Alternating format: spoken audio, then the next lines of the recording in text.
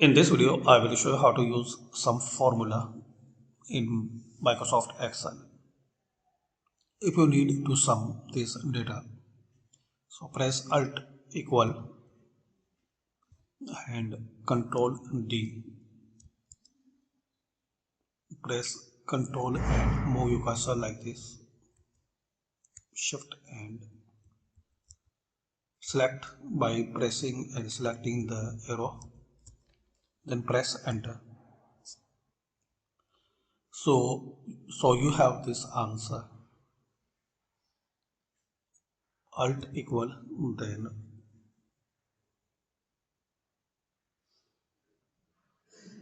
select here, like in my case B7, and shift and move your cursor like this.